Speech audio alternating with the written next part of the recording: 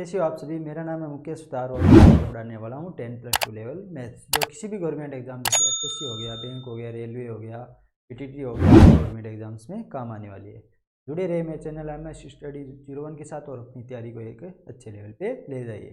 आज हम पढ़ेंगे नंबर सिस्टम, यानी नंबर सिस्टम को हम कुछ दिनों से पढ़ते आ रहे हैं, कुछ क्लासेज हो गई है और आज एक उसको आगे बढ़ाएंगे। तो पिछली क्लास में मैंने क्या आपको कुछ क्वेश्चंस कराए थे और आज अभी शुरू करेंगे हम क्रमागत भाग, यानी नंबर सिस्टम में कौन सा टॉपिक चलेगा अब, क्रमागत भाग। क्रमागत भाग, तो क्रमागत भाग से आप क्या समझते हो, क्रमागत भाग होता क्या है? तो हमने सिर्फ भाग सुना है, क्रमागत भाग का कुछ सुना नहीं है। अगर मैं आपको बोल दूं, मैंने आपको संख्या दे दी 24, इसमें 5 का भाग दो, तो आपने दे दिया, जो भी आंसर है दे दिया। फिर मैंने बोला कि इसमें 3 का भाग दो, फिर मैंने बोला इसमें 2 का भाग दो। तो आपने इसे दो तरीकों से सोल्व कर सकते। एक तो आप क्या करो, इसमें अलग अलग 5 का अलग भाग दो, 3 का अलग दो, 2 का अलग दो। एक मैंने बोल दिया कि पहले इसमें 5 का भाग दो, जो फिर आंसर आ रहा है उसमें 3 का भाग दो, फिर जो आंसर आ रहा है उसमें 2 का भाग दो। तो क्रमागत भाग का मतलब क्या होता है, अगर हमें कोई संख्या दी जाए और हमें क्रम से भाग देना है, तो क्या देंगे हम, जो पहली बार संख्या में भाग देंगे उसमें जो भागफल आएगा, दूसरी बार हम उसमें भाग देंगे, फिर जो वापस भागफल आएगा तीसरी बार हम उसमें भाग देंगे। ठीक है, क्या समझे आप क्रमागत भाग से, कि क्रमागत भाग में पहली बार संख्या में, दूसरी बार भागफल में, तीसरी बार वापिस भागफल में, ऐसे क्रम से भागफल चलता रहता है। तो मैंने बोल दिया आपको 1425 में 5, 6 और 7, जब इनका क्रमागत भाग देते हैं तो क्या शेषफल आता है, आप कैसे निकालोगे इनका शेषफल? ठीक है, निकाल लेंगे। तो पहले क्या किया हमने, दिया 1425 में 5 का भाग दिया। कितनी बार गया ये बार गया, 2 बार गया, 4 बच्चे यहाँ से 42 आ गया। फिर ये कितनी बार गया, 8 बार गया, 2 बच्चे यहाँ से 25 आ गया, और ये 5 बार गया।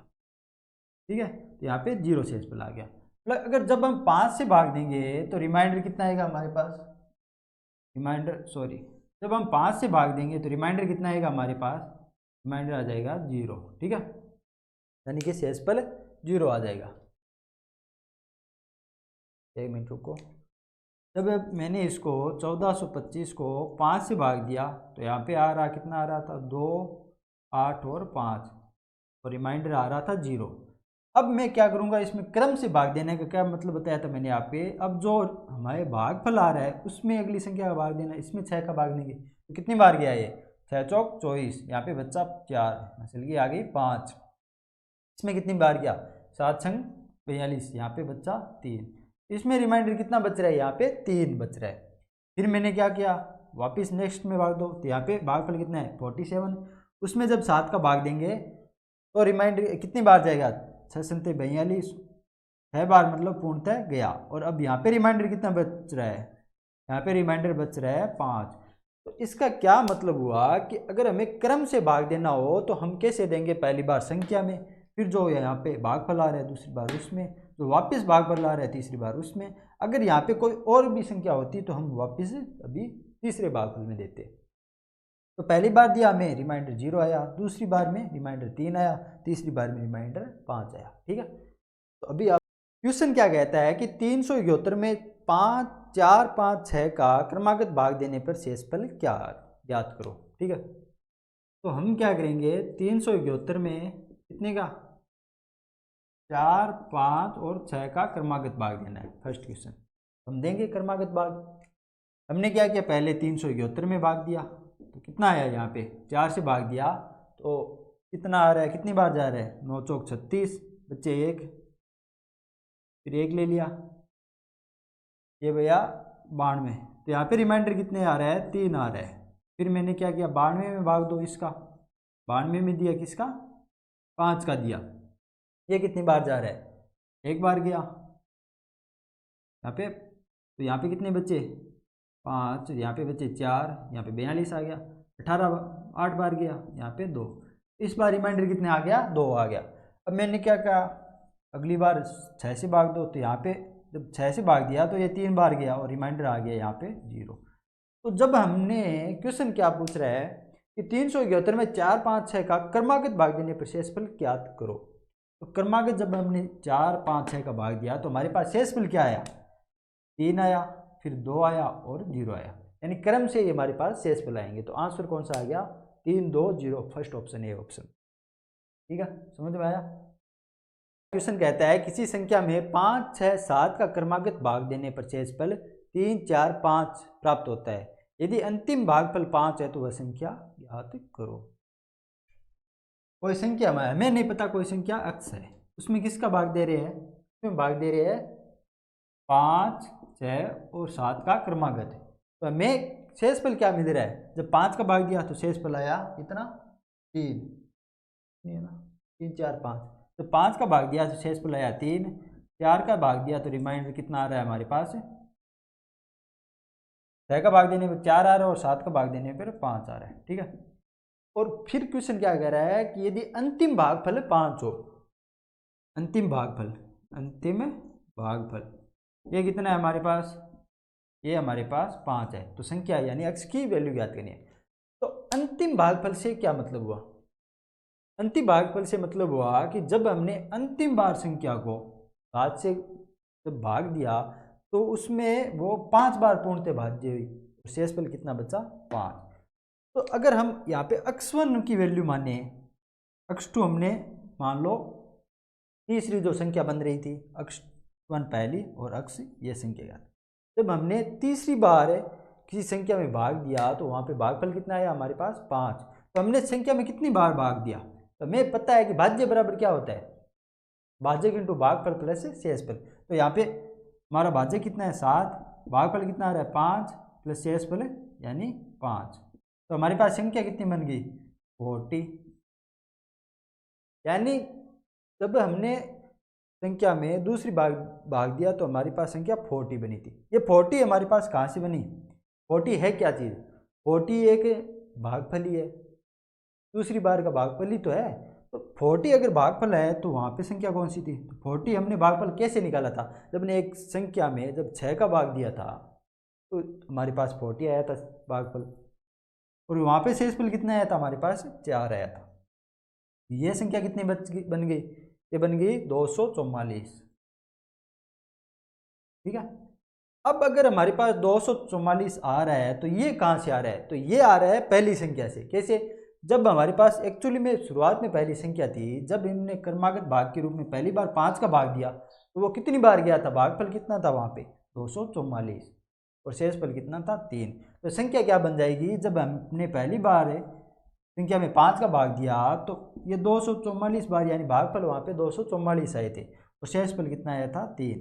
तो ये संख्या क्या बन जाएगी हमारी, ये बन जाएगी, ये आ गया 1120 और 23, ये आ गया 1123,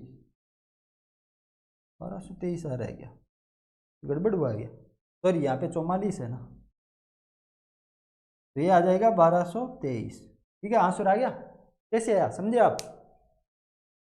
अब पहले क्वेश्चन में मैंने क्या बताया था कि जब हमें संख्या दी जाए और क्रमागत भागफल करना हो तो हम ऐसे चलेंगे, पहली संख्या फिर दूसरी फिर तीसरी।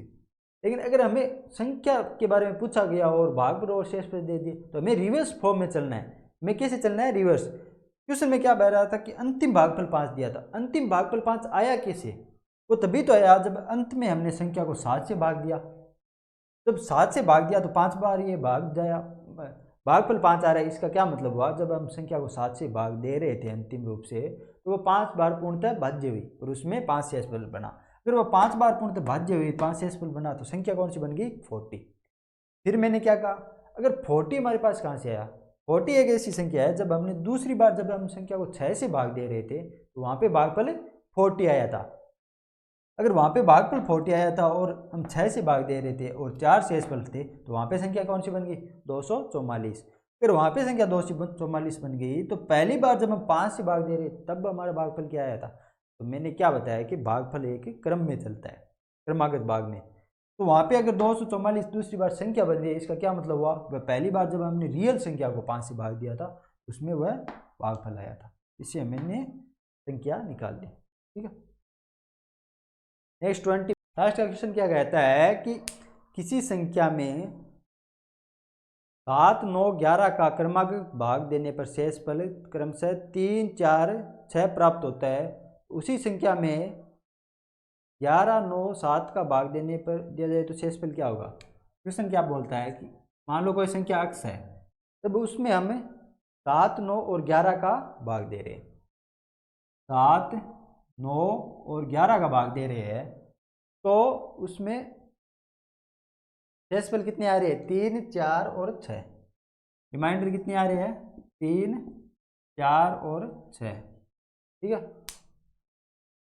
तो उसी संख्या में 11, 9 और 7 का भाग देंगे तो रिमाइंडर कितना आएगा। फिर हमें क्या देना है कि उसी संख्या में 11, 9 और 7 का भाग देना है, तब रिमाइंडर हमें ज्ञात करना है।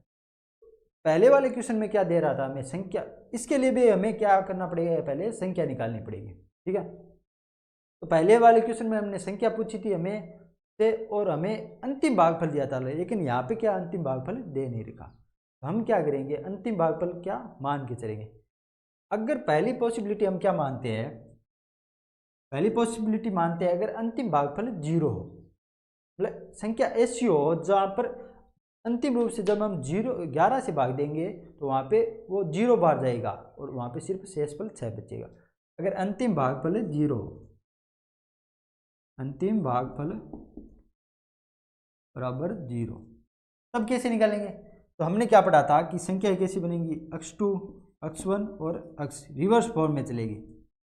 जब अंतिम हमारे पास भागफल 0 था तो इसका क्या मतलब हुआ, जब हमने संख्या को 11 से भाग दिया तो संख्या में भागफल 0 आने का क्या मतलब हुआ, वो ऐसी संख्या थी जो 11 से भाग जा ही नहीं सकता था, तो 11 से छोटी थी, वहाँ पे सिर्फ शेषफल बचा। तो इससे क्या मतलब हुआ कि 11 से वह 0 बार गई और शेषफल, तो अंतिम संख्या कौन सी बन गई, 6 बन गई। ठीक है, जब हमारे पास अंतिम संख्या 6 बन गई तो इसका क्या मतलब हुआ कि जब हमने संख्या को दूसरी बार भाग दिया 9 से, वहाँ पे भागफल 6 आ रहा था, तो इस संख्या दूसरी कौन बन जाएगी, 6 प्लस यहाँ पे शेषफल कितना है 4, तो ये संख्या कितनी बन जाएगी, 9 चौक 36, 9 छंग 54 और 4 58 यानी 58। ठीक है, जब हमारे पास दूसरी बार संख्या 58 है तो यह पहली बार कौन सी थी, मतलब हमने जब संख्या में फर्स्ट टाइम यानी पहली बार शुरुआत में जब 7 से भाग दिया तो ये पूर्णतः 58 से भाज्य थी, यानी 7 × 58 और वहाँ पे शेषफल कितने थे 3, तो हमारे पास संख्या क्या आ जाएगी, आ जाएगी 7 × 8 56, 350 यानी 406 प्लस 3, संख्या क्या आ जाएगी हमारे पास 409। ठीक है, ये हमारे पास संख्या आ रही है। फिर क्वेश्चन में क्या पूछ रहा है कि अगर संख्या में पहले भाग दे रहे थे, अगर रिमाइंडर ये आ रहे तो अभी भाग देंगे तो रिमाइंडर क्या आ गए, तो हम वापस इसको करेंगे। तो जब हमने 409 से भाग दिया 11 से, तो रिमाइंडर कितना आया हमें, 4 3 33, 3 बार गई, यहाँ पे कितने बच्चे 7 बच गए, 79, 11 7 37 73, तो यहाँ पे रिमाइंडर कितना आ रहा है, पहली बार 2 आ रहा है। ठीक है, अब हम क्या करेंगे, 37 में किससे भाग देंगे, 9 से, तो 9 चौक 36, यहाँ पे शेषफल बच गया 1, तो यहाँ पे रिमाइंडर कितना बचा 1। अब हम किस में भाग देंगे, 4 में भाग देंगे 7 से, तो 0 बार गई और यहाँ पे रिमाइंडर क्या बचा, तो हमारे पास रिमाइंडर क्या है 2, 1 और 4। ठीक है, 2, 1 और 4 यानी ऑप्शन नंबर ए। तो ये तो पहली पॉसिबिलिटी थी जब मैंने, तो यहाँ पे रिमाइंडर क्या आ रहा है 2 1 और 4, ये तो पहली पॉसिबिलिटी है जब हमने अंतिम भागफल को 0 माना। अगर हम अंतिम भागफल को 1 माने तो क्या होगा, मतलब अंतिम भागफल तो कुछ भी हो सकता है, हमें कुछ दिया थोड़ी है। चलो हम अंतिम भागफल को 1 मान के देखते क्या होता है। दूसरी पॉसिबिलिटी क्या कहती है, अगर अंतिम भागफल 1 हो तो क्या होगा, तो वही रिवर्स फॉर्म में चलेंगे हम, x1 और x। अगर अंतिम भागफल 1 होगा तो x3 यानी अंतिम संख्या क्या बनेगी, अंतिम संख्या ऐसी बनेगी जो 11 से भाग देने पर एक बार भागफल देगी और 6 शेषफल देगी। एक बार भाग देने फल देने का क्या मतलब हुआ कि ऐसी संख्या है जो 11 से एक बार जा रही है भाग, पूर्णतः भाज्य प्लस 6 का शेषफल दे रही है, तो संख्या क्या बन गई 11 6 17। अगर पहली तीसरी संख्या 17 है तो दूसरी क्या बनेगी, दूसरी एक ऐसी बनेगी जो 17 मतलब किसी संख्या में 9 से भाग देंगे तो 17 बार जाएगी और हमें 4 शेषफल देगी। तो ये कितनी बन जाएगी, ये बन जाएगी 153 प्लस 4 157। अगर दूसरी संख्या 157 है तो पहली संख्या क्या थी, तो पहली संख्या एक ऐसी संख्या थी जब हमने 157 को 7 से गुणा किया, भाग दिया और 3 पर हमारा शेषफल आ गया। तो ये कौन सी संख्या बन जाएगी, ये बन जाएगी सातवीं संख्या 49 की 4 आ रही है 49 35 4 39 3 7 3 संख्या क्या बन गई हमारे पास 1102। ठीक है, इसका क्या मतलब हुआ कि जब हमने अंतिम भागफल को अगर 1 माना तो संख्या क्या बनी हमारे पास 1102। अब हम चेक करते हैं उसमें 11 9 7 से भाग देंगे कि शेषफल क्या है। तो 1109 में जब 1102 में हम जब 11 से भाग देंगे तो रिमाइंडर कितनी बार जाएगा, ये क्या जाएगा, एक बार। यहाँ पे ये एक बार 0 आ गया, में लिया 0 आ गया, यहाँ पे 2, तो ये 100 बार पूर्णतः भाज्य होगी, लेकिन रिमाइंडर कितना बचेगा यहाँ पे 2। फिर अगर हम 100 में दे 9 से भाग तो ये कितनी बार जाएगी, ये जाएगी 11 9 99, यहाँ पे रिमाइंडर 1 आ जाएगा। अब अगर हम 11 में दे 7 का भाग तो ये कितनी बार जाएगा, ये बार जाएगा 1 बार जाएगा और 7 आएगा, तो यहाँ पे रिमाइंडर कितने आ गया 4। मतलब अगर हम अंतिम भागफल को 1 रख के संख्या बनाए तो भी रिमाइंडर हमारे पास क्या आ रही है 2 1 4, और अगर अंतिम भागफल 0 था तो भी रिमाइंडर कितना था 2 1 4। जब हमने 2 पॉसिबिलिटी से इसे चेक कर लिया है तो हमारे पास रिमाइंडर में क्या ही आ रहा है दोनों टाइम में 2 1 4। तो इसका क्या मतलब हुआ कि ये संख्या में शेषफल हमेशा 2 1 4 ही आएगा, चाहे रिमाइंडर अंतिम भागफल कुछ भी रख लो आप, समझे। तो ऐसे हम निकाल सकते हैं। बहुत अच्छा क्वेश्चन था, थोड़ा लेंदी था, पर प्री में आने वाला नहीं है, मेंस में आने वाला क्वेश्चन है। इतना भी लेंदी नहीं है, एक बार थोड़ा सा लगेगा टफ, और जब आप बार बार ऐसे करने लग जाओगे तो बहुत इजीली हो जाएगा। ठीक है, तो ठीक है दोस्तों, समझ में आया क्रमागत भागफल। अब हम क्या पढ़ेंगे, संख्याओं के गुणनखंड में विशेष गुणनखंड की संख्या ज्ञात करना। ठीक है, विशेष गुणनखंड की संख्या ज्ञात करना। तो विशेष गुणनखंड से आप क्या समझे, मैंने आपको एक संख्या दे दी कि 44 को बताओ इसमें 7 के विशेष गुणनखंड कितने हैं। तो विशेष गुणनखंड से क्या मतलब होता है कि जब ऐसी संख्या जिसमें 7 का गुणनखंड कितनी बार है, तो कितने 7 के गुणनखंड मौजूद है, या फिर वो संख्या 7 से कितनी बार डिविजिबल है। तो ऐसी संख्या है जो 7 में जिसमें 7 के कितने गुणनखंड मौजूद है वो उसके विशेष गुणनखंड कहलाते हैं। ठीक है, समझ में आया। विशेष गुणनखंड किसे कहते हैं, जैसे मैंने आपको दे दी 1 गुणा 2 गुणा 3 गुणा 4 गुणा 5। अब मैंने पूछ लिया कि इसे 2 की पावर n से भाग देना है। 2 की पावर n का क्या मतलब हुआ कि हमें n की वैल्यू कितनी रखनी है, मतलब यहाँ पे 2 कितनी बार ले सकते हैं जो संख्या पूर्णतः भाज्य हो जाए। इसका क्या मतलब हुआ कि ऊपर वाली संख्या में 2 के इतने कितने गुणनखंड पॉसिबल है जो जिससे हम 2 को कितनी बार काट सके और संख्या पूर्णतः भाज्य हो जाए। इसका क्या मतलब हुआ, ऊपर वाली संख्या में 2 के गुणनखंड कहाँ कहाँ पे, एक तो ये हो गया, एक ये हो गया, तो 4 क्या होता है 2 की पावर 2 होता है, मतलब यहाँ पे 2 गुणनखंड है। कुल कितने गुणनखंड हो गए 3 हो गए। 3 से हमारा क्या मतलब हुआ कि हमें n की वैल्यू अधिकतम कितनी ले सकते हैं 3 ले सकते हैं। कैसे, जब हमने यहाँ पे 3 वैल्यू ली तो ये कितना बन जाएगा 2 × 2 × 3, तो 2 × 2 × 3 यानी 2 की वैल्यू 3 बार मल्टीपल हो रही है। तो यहाँ पे एक बार इससे काट सकते हैं, तो 2 बार यहाँ पे काट सकते हैं, तो यहाँ पे हमारी संख्या पूर्णतः भाज्य हो जाएगी। तो विशेष गुणनखंड की संख्या या n की वैल्यू वो होती है जो मूल संख्या में हमारे पास जिस संख्या से हम भाग दे रहे हैं उसके कितने गुणनखंड मौजूद है। ठीक है, तो समझ में आया दोस्तों। फिर आपको समझ में आया कि हम विशेष गुणनखंड की संख्या कैसे निकाल सकते हैं। शेष गुणनखंड की संख्या ऐसे निकाल सकते हैं कि जब हमें पता हो कि ऊपर वाली संख्या में उस संख्या के कितने गुणनखंड मौजूद है, जिससे पता चल जाएगा कि वह संख्या विशेष गुणनखंडों की संख्या कितनी है। तो पहला क्वेश्चन क्या कहता है कि 1 × 2 × 3 से लेकर 100 तक।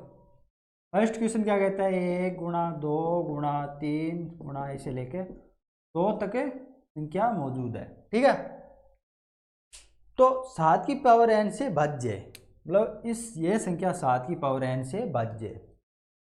तो n का अधिकतम मान क्या संभव हो सकता है, तो वही क्वेश्चन हो गया कि यहाँ पे ये एक ऊपर वाली संख्या एक ऐसी गुणनखंड के बाद एक ऐसी संख्या बन रही है जब यहाँ पे 7 की पावर n से भाग देते हैं तो पूर्णतः भाग जाता है। मतलब n की एक क्या वैल्यू पॉसिबल है जो हम 7 से कट सकती है, या फिर ऊपर वाली संख्या में 7 के कितने गुणनखंड मौजूद है जो 7 से कटने पर पूर्णतः कट जाएंगे। ठीक है, तो इसको दो तरीकों से आंसर निकालना। आप आंसर तो आपको एक ही तरीके से निकालना है, मैं दो तरीकों से समझा दूंगा। पहला, जब भी ऐसा क्वेश्चन है तो आपको क्या करना है, अंतिम जो गुणनखंड आ रहा है उसमें देखना है कि 7 से कितनी बार डिविजिबल है। तो कितनी बार है, एक बार गया, असल की 3, 30, 7 चौक 28, 14 बार गया।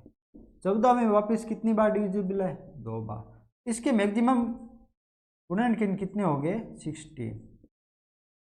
ठीक है, इसका क्या मतलब हुआ, यहाँ पे n की अधिकतम मान कितने हो सकते हैं, 16। अब हम देखते हैं यहाँ पे 16 आ रहा है नहीं आ रहा, तो हम चलते 1 2 3 4 5 6 7।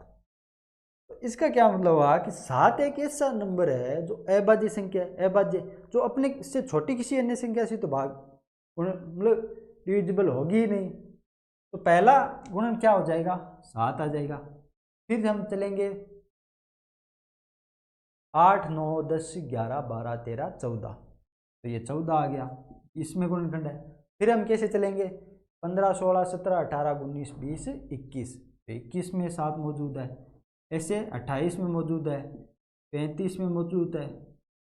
फिर क्या चलेंगे, आ गया 49।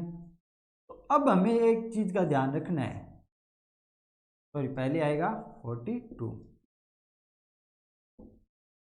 अब हमें एक चीज़ का ध्यान रखना है कि 49 एक ऐसी संख्या है जहाँ पे 2 बार 7 है। कैसे, जब हम 7 का स्क्वायर करते हैं तब 49 आता है। समझ में आया कि जब हम 7 का स्क्वायर करते हैं तब 49 आता है। तो यहाँ पे 7 का गुणनखंड कितने हो जाएंगे, 2 हो जाएंगे, 2 हो जाएंगे। फिर क्या आएगी, 56 इसमें 7 है, 63 इसमें 7 है, 70 में 7 है, 77 में 7 है, 84 में 7 है, फिर 91 में 7 है, और अंतिम क्या होगी 98। अब 98 भी एक ऐसी संख्या है जो जिसमें 2 बार 7 है। कैसे, तो ये 49 की 2 गुनी है, 49 में अगर 2 बार 7 है तो 98 में भी 7 होंगे। अब हमें जोड़ दो कितने पास हमारे पास ऊपर कितने गुणनखंड 7 के मौजूद है, 1 2 3 4 5 6, यहाँ पे 2 हो गया, 8 9 10 11 12 13 14 और 2 16। तो यहाँ पे हमारा आंसर क्या आ रहा था, 16। तो यहाँ पे n की वैल्यू कितनी आ गई, 16। तो ये मैंने आपको समझा दिया है कि n की वैल्यू 16 कैसे है। दूसरी चीज़ कि अगर जब हम पहली बार संख्या में भाग दे देंगे तो चलो हमारे पास भागफल है, ये n की वैल्यू क्यों नहीं होगी, ये दोबारा देने की जरूरत क्या है। तो ये जरूरत यहाँ पे है कि जब हमने देखा कि यहाँ पे एक एक्स्ट्रा 7 आ रहा है और एक यहाँ पे एक एक्स्ट्रा 7 आ रहा है, ये वैल्यू आएगी तभी यहाँ पे जब हम दोबारा जो भागफल होगा उसमें वापस चेक करेंगे ये n से कितनी बार है, मतलब 7 से कितनी बार है भाज्य। जो यहाँ पे वैल्यू आएगी ये वही वैल्यू होगी जो यहाँ पे एक्स्ट्रा वैल्यू आ रही है। समझ में आया कि जहाँ पे अगर यहाँ पे 2 7 आ रहे हैं, यहाँ पे 2 7 आ रही है, मतलब पूरी संख्या में 2 बार 7 एक्स्ट्रा आ रहे हैं, वो वैल्यू हमें इस फॉर्म में यहीं से प्राप्त होगी। ठीक है, अगर यहाँ पे अगर इसकी वैल्यू 0 आएगी, इसका क्या मतलब होगा, जिस संख्या में भाग दे रहे हैं वहाँ पे डबल वैल्यू संख्या पॉसिबल है ही नहीं। ठीक है, समझ में आया। तो इस क्वेश्चन का आंसर आपको ऐसे निकालना है कि जब भी हमें ऐसी संख्या दे दे और पूछे कि n की अधिकतम वैल्यू कितनी हो सकती है या n की अधिकतम वैल्यू कितनी रखे कि यह संख्या पूर्णतः भाज्य हो जाए, तो आपको क्या करना है, अंतिम देखना है, उसमें 7 से भाग देना, कितनी बार गया, 14 बार गया। वापस 14 में देखना है, 7 से 2 बार गया। अब हमारे पास दो एक ऐसा भागफल आ गया जो 7 से भाज्य है ही नहीं, लास्ट आ गया। तो यहाँ पे कितनी होगी मैक्सिमम, एन की मैक्सिमम वैल्यू कितनी आ जाएगी, 16 आ जाएगी। ठीक है, समझ में आया। अच्छा, सेकेंड क्वेश्चन क्या कहता है कि 1 इंटू 2 इंटू 3 से लेकर 10,000 तक, 1 गुणा 2 गुणा 3 से 1000 तक। ठीक है, यदि 11 की पावर n से भाज्य है तो n का अधिकतम मान बताओ। ये 11 की पावर n से भाज्य है। तो अभी हमने जो साथ में क्वेश्चन किया था वही सेम क्वेश्चन करना है। तो अंतिम हमारे पास क्या है, 1000 है। इसमें 11 का भाग देंगे, कितनी बार जाएगा, 11 9 99, बच्चे कितने शेषफल यहाँ पे 1। तो यहाँ पे एक शेषफल बच गया, 1 से 10 बन रहे, ये जा नहीं रहा, मतलब ये 90 बार ही जाएगा यहाँ पे। ठीक है, यहाँ पे 90 वापिस 90 में देख लें हम, 11 से भाग्य है नहीं, तो ये आ रहा है 11 8 88, 8 बार जा रहा है। अब 8 एक ऐसी संख्या आ रही है जो 11 से भाज्य है नहीं, तो यहाँ पे मैक्सिमम एन की मैक्सिमम वैल्यू कितनी आ जाएगी, क्या आ जाएगी 98। ठीक है, तो ऑप्शन नंबर कितने आ गया, सी। समझ में आया कि अब अगर हम प्रत्येक में से संख्या निकाल के देखेंगे, यहाँ पे जब हम गुणा करेंगे तो पहली संख्या क्या आएगी, 11 आएगी, दूसरी क्या आएगी 22 आएगी, तीसरी क्या आएगी 33 आएगी, 44 आएगी, 55 आएगी। ऐसे चलते जब तक हम 121 पे जाएंगे तो एक ऐसी संख्या बन जाएगी जिसमें 11 2 बार आएंगे। तो जब तक 1000 तक पुगेंगे तो 98 ऐसे नंबर होंगे, या 98 11 के गुणनखंड उस ऊपर वाली संख्या में मौजूद होंगे। ठीक है, 3 नंबर क्वेश्चन में क्या आ रहा है कि 2 इंटू 4 इंटू 6 से लेकर 400 तक, 2 4 6 गुणा 400 तक। ठीक है, 2 4 6 गुणा 400 तक। यदि 5 की पावर n से भाज्य है तो n का अधिकतम मान संभव बताओ। अगर 5 की पावर n से भाज्य है तो n का अधिकतम संभव मान बताओ। मैंने क्या कहा था, संख्याएं को आपको पहली बार क्या करना है, एक बेसिक फॉर्म बनानी है। कैसे, हम यहाँ पे संख्या मेरे पास सम है, सिर्फ ऐसे हम निकाल नहीं सकते। क्यों नहीं निकाल सकते, क्योंकि सम संख्याओं में n प्रेजेंट होता है, लेकिन अगर हम यहाँ पे सभी संख्या सम ही है तो अगर ऐसे सीधे वैल्यू निकालेंगे तो 2 गुनी वैल्यू हमारे पास प्राप्त हो जाएगी। तो हमें पहले n को बाहर निकालना पड़ेगा। अगर ये पहली संख्या में 2 1 आ रहा है, दूसरी में आ रहा है, तीसरी में आ रहा है, तो ये संख्या हमारे पास कितनी है। अगर एंड नंबर 200 400 है और सारी अगर सम संख्या है तो संख्या कुल कितनी है, यानी 200 संख्या। कैसे, पहली संख्या में 2 आ रहा है, दूसरी में 4 आ रहा है, तीसरी में 6 आ रहा है, मतलब हर संख्या को 2 बार मल्टीप्लाई करके जो नंबर आता है वही आ रहा है। तो ये 200वीं संख्या है जिसको 2 बार मल्टीप्लाई करके 400 बनाए, वो नंबर आ रहा है। तो अगर यहाँ पे 200 है तो हर संख्या से जब हम 2 कॉमन लेंगे तो यहाँ पे कितने बार कितने 2 आ जाएंगे, बाहर आ जाएंगे 2 की पावर 200। ठीक है, अब अंदर क्या बचेगा, अंदर बचेगा 1 इंटू 2 इंटू 3 इंटू लेकर 200 तक। ठीक है, अब हमें चेक करना है कि ये जो संख्या बन रही है या पूरी जो संख्या बन रही है वो 5 की पावर n, यानी 5 से कितनी बार पूर्णतः भाज्य है, यहाँ पे n की कितनी मैक्सिमम वैल्यू पॉसिबल है। इसमें आपको क्या करना है, अब जब हम बाहर वाली संख्या देखते हैं 2 की पावर 202, तो एक ऐसी संख्या है जिसमें 5 का भाग जा ही नहीं सकता। क्यों नहीं जा सकता, क्योंकि 2 में 5 भाज्य नहीं है, और 2 के चाहे कितने भी स्क्वायर वर्ग कर लो वो 5 से भाज्य नहीं होगी। तो 5 की भाज्यता में हमने क्या पढ़ा था कि 5 से भाज्य वही संख्या हो सकती है जिसका अंतिम अंक 0 या 5 हो। अगर यहाँ पे इसको स्क्वायर 2 की पावर 200 लेकर हम निकालेंगे, सिर्फ सम संख्या सिर्फ 2 के गुणनखंड होंगे, 5 और 0 पॉसिबल नहीं होगा। तो अब हमें यहाँ पे देख करना है कि 5 की कितने गुणनखंड पॉसिबल है। तो जब मैंने बताया था कि आपको अंतिम संख्या में भाग देना है, 2 में 5 का भाग दिया कितनी बार गया 40 टाइम्स, 40 में 5 का भाग दिया कितनी बार गया, ये गया 1 बार, सॉरी 8 बार, 8 में 5 का भाग दिया ये कितनी बार गया 1 बार। ठीक है, अब 1 में जा नहीं सकता तो इसकी मैक्सिमम की वैल्यू कितनी आ जाएगी, n की मैक्सिमम वैल्यू आ जाएगी आपके पास 49। अब जब मैंने बताया था कि जब हम दूसरी टाइम सेकेंड टाइम जब भागफल में वापस भाग देख के देखते हैं तो वो संख्या कौन सी होती है, वो होती है जो दो बार यानी स्क्वायर के रूप में आई। जैसे 25 आ गया, 25 में 5 दो बार आता है, 50 में भी दो बार आता है, 75 में भी दो बार आता है, 100 में भी दो बार आता है। समझे? तो तीसरी बार क्यों जा रही है? तीसरी बार एक से हमें पता चल रहा है कि इन संख्याओं में एक ऐसी भी संख्या मौजूद है जिसमें इसमें 5 के खुद एक संख्या में 5 के 3 गुणनखंड मौजूद हो। कौन सी संख्या? 125। 125 एक ऐसी संख्या है जिसमें 5 इंटू 5 इंटू 5 यानी खुद एक संख्या में 3 के गुणनखंड मौजूद है।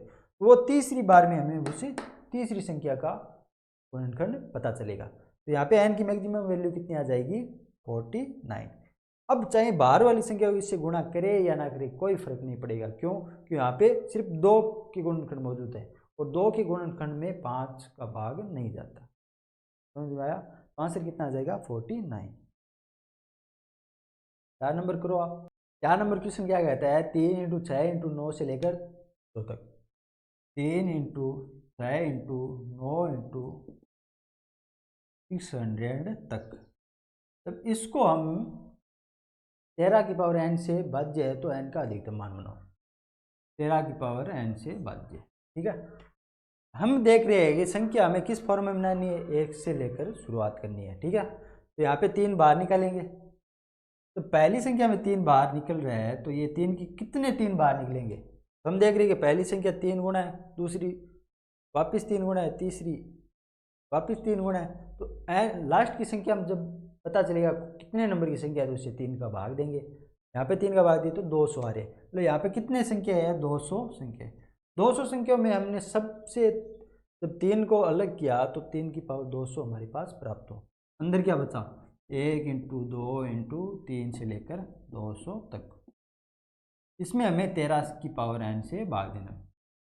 मैंने क्या बताया था कि 3 की पावर 200 एक ऐसी संख्या बनेगी जो 13 से डिविजिबल नहीं होगी। क्यों नहीं होगी? क्योंकि यहाँ पे 3 के ही फैक्टर मौजूद है और 3 के फैक्टर का चाहे कितनी बार गुणा कर लो 13 से कभी डिविजिबल नहीं हो सकते। ठीक है, तो यहाँ पे कैसे पता चलेगा कि n की पावर मैक्सिमम है? तो हम क्या करेंगे? 200 से 13 को डिवाइड करेंगे। कितने आएगा हमारे पास?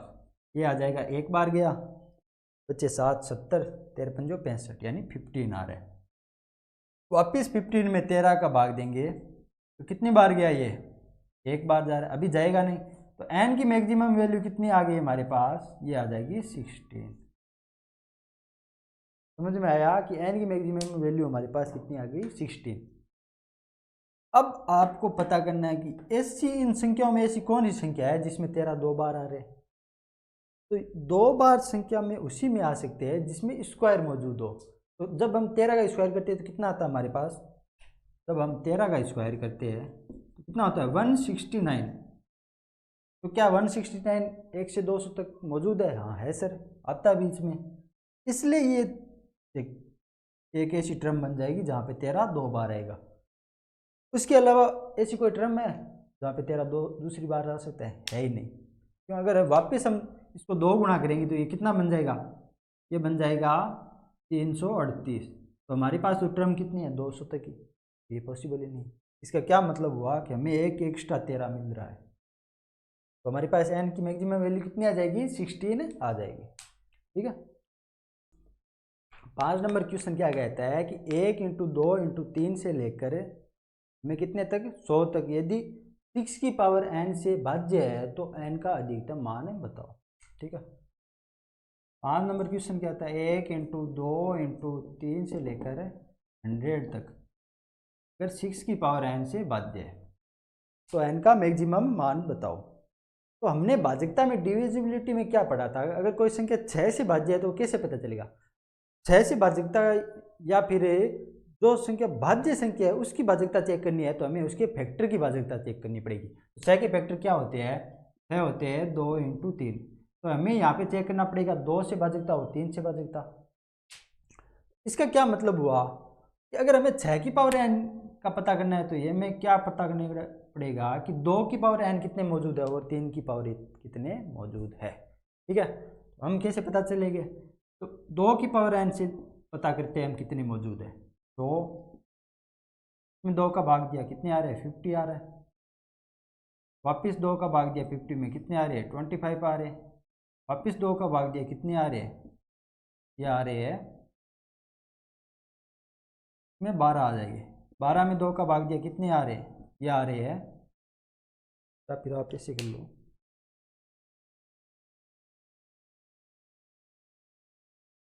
पहले हम क्या करेंगे 2 की पावर n से चेक करेंगे।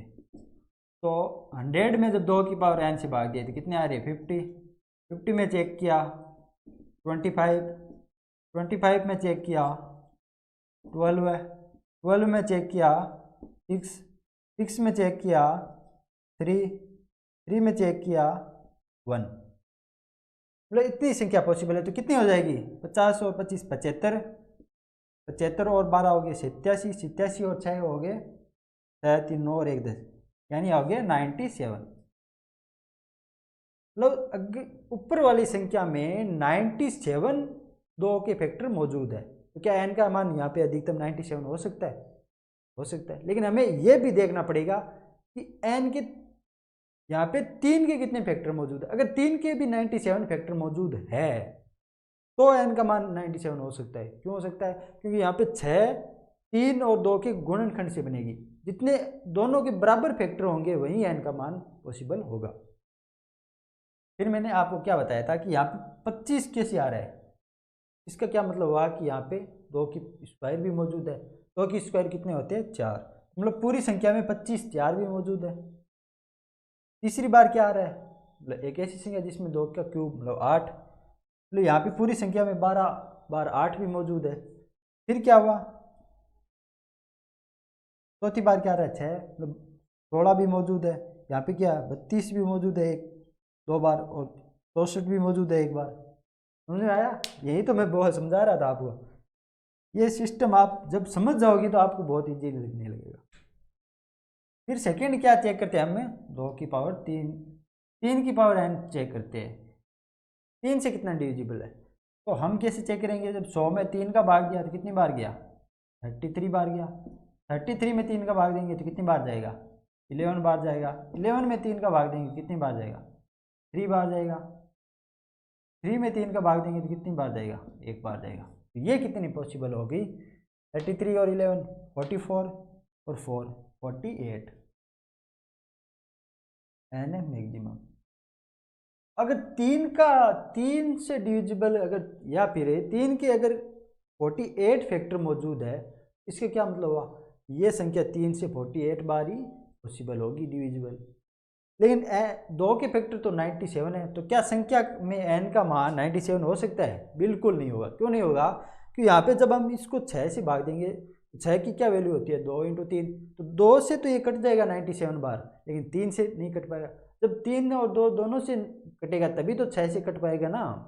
इसका क्या मतलब हुआ कि यहाँ पे 8 ही फैक्टर पॉसिबल हो सकते हैं 6 की पावर n में n के, मतलब 48 फैक्टर ऐसे होंगे जहाँ पे 2 भी आएगा और 3 भी आएगा, तो दोनों कटेंगे तभी तो 6 कटेगा।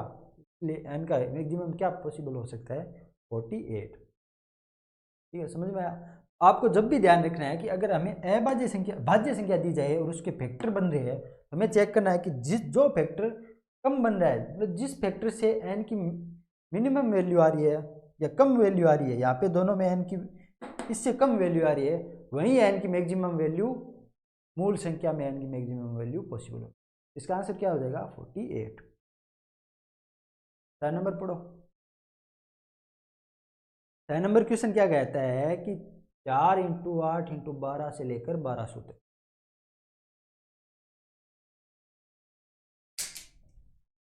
6 नंबर क्वेश्चन कहता है 4 × 8 × 12 से लेकर 1200 तक।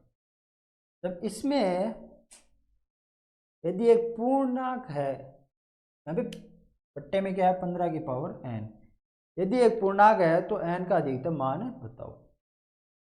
तो हम क्या देख रहे हैं कि हमें शुरुआत 1 से करनी होगी, तो पहली संख्या में 4 गुना हो रही है, दूसरी वापस 4 गुना, तो यहाँ पे क्या कॉमन आ रहा है 4 आ रहा है। कितने 4 आ रहे हैं कि अंतिम संख्या जब हम 1200 से में 4 का भाग देंगे तो कितनी बार जाएगा 3 बार, 300 बार। तो यहाँ पे 300 बाहर आ गया, तो अंदर क्या बच गया 1 गुणा 2 इंटू 3 से लेकर 300 तक। अब हमें चेक करना है कि ये 15 की पावर n से भाज्य है नहीं। तो हम जानते हैं कि 15 एक भाज्य संख्या है, इसकी गुणनखंड क्या हो गई 3 इंटू 5।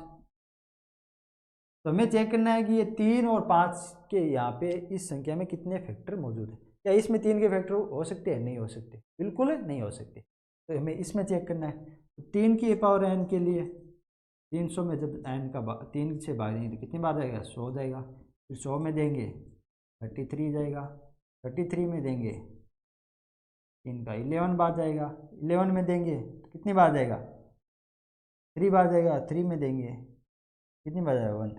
तो यहाँ पे n की मैक्सिमम वैल्यू कितनी आ जाएगी, ये आ जाएगी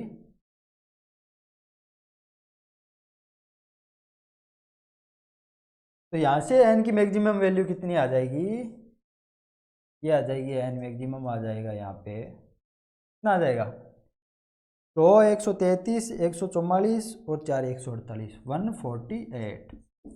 समझ में आया। फिर हमें दूसरे टाइम जब हमें इसमें 5 का भी मल्टीपल होना ज़रूरी है तो 5 की पावर n से चेक करते हैं। तो जब हम 300 में 5 का भाग देंगे कितनी बार जाएगा 60 बार जाएगा, 60 में वापस 5 का भाग देंगे तो कितनी बार जाएगा 12 बार जाएगा, 12 में 5 का भाग देंगे कितनी बार जाएगा 2 बार जाएगा। 2 क्या 5 से भाज्य है? नहीं है। तो जब हम इसमें 5 के फैक्टर देंगे तो हमारे पास कितने फैक्टर आएंगे यहाँ पे आ रहे हैं 60 और 72 और 74। जब 5 के फैक्टर 74 है और 3 के फैक्टर 148 है तो क्या यहाँ पे 15 की पावर n में n के फैक्टर 148 हो सकते हैं? पॉसिबल नहीं है। क्यों नहीं है? कि 15 एक ऐसी संख्या है जो 3 और 5 दोनों से मिलकर बनी है। तो यहाँ पे 15 के मिनिमम फैक्टर होंगे जो बड़ी संख्या, जो यहाँ पे दोनों में मिनिमम होंगे। तो यहाँ पे दोनों में मिनिमम कितने हैं 74।